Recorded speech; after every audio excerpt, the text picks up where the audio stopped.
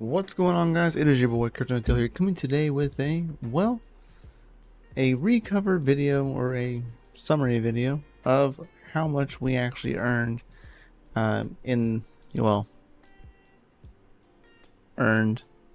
respectively in the token or over the last 5 days or so that we were mining on Clore's Marketplace, renting a E5 CPU, which is a Xenon CPU with 36 threads, I believe, and 3060 Ti. I also had another machine as well, which will cover how to recover some of that if you can't log in, because at the end of this you'll see that we try to close out of our machine real quick and everything, and then we claim one.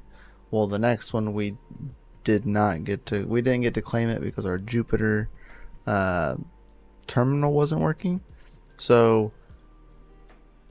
I pretty much just had to let it time out. I just let it mine all the way through, and then I'll show you how to recover that at the end of this video. But first, let's show you the summary of how much we earned in ore over 5 days time versus how much Clore we spent. And the results may shock you. Let's dive on in. Alright, so our claim is up.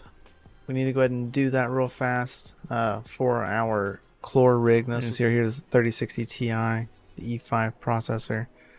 About to run out of time. Costs us 7 Clore per day, so we're about to hit that. Should be about 35 Clore by the time it's said and done. Alright, we went and canceled that. And we went ahead and did this process, which if you don't know how to do, you just need to click the Ore client. And so we don't have to fund the wallet that we've been using, right? So we just got to click claim rewards. You need to type in Ec1ipse.me. I accidentally did this a minute ago and forgot to show it. You're clicking this wallet, and then you would select yes for withdrawing to a different public key. You go up here, we'll copy this, Control-Shift-V, and you would click this, just like this. Miner receive unclaimed balance. Are you sure you want to do this? Yes. I have already done this, and my my queued claim has been requested, so I'm not going to click it again. But yeah, you do it just like that, and you'll be good to go. Before we head out of here, we're going to roll over to here, and we're just going to go ahead and remove these really fast. This one doesn't actually save a key pair, so we're good to go there. And we can exit. Terminal's closed. Should hit our wallet any minute now. So 1 second. Alright, so means we made about $5.27 in ore, and then we spent about, it was 35 Clore. So we spent about $3.54. So I'd call that a win, right? So if your Jupiter instance doesn't come back, or if you're doing this specifically, this will help you. But or if you are recovering a wallet, a Solana wallet from CLI, this will also help you. So usually whenever you do a recovery, and I just wanted to say a super huge shout out to the Ec1ipse pool and Cryptix from the Ec1ipse team. I think he is actually he's a pool administrator, and he actually helped me recover this earlier, so super shout out to him. Usually you're doing this amount right here. You'll do Solana keygen recover, and then that allows you to recover your wallet from your 12-word phrase that it gives you whenever you create the wallet.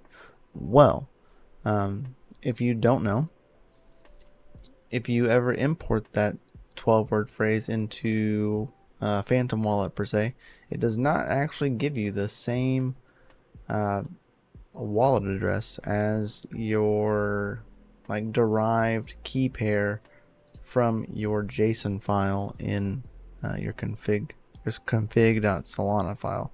So it's actually pretty interesting how that all works. But if you do -- force and then prompt your key 0/0, I'm not sure what all of this does, but this will give you your private key in a format that that will automatically import into your wallet. So kind of interesting to see how that works. But you can just click that, and then you just need to paste your seed phrase. So like, I'm gonna copy it over here, Control-Shift-V, click enter. Is the seed phrase associated with anything else? No. And then boom, it gives us our address, which corresponds with our Eclipse mining pool wallet. So make sure you click Y for yes.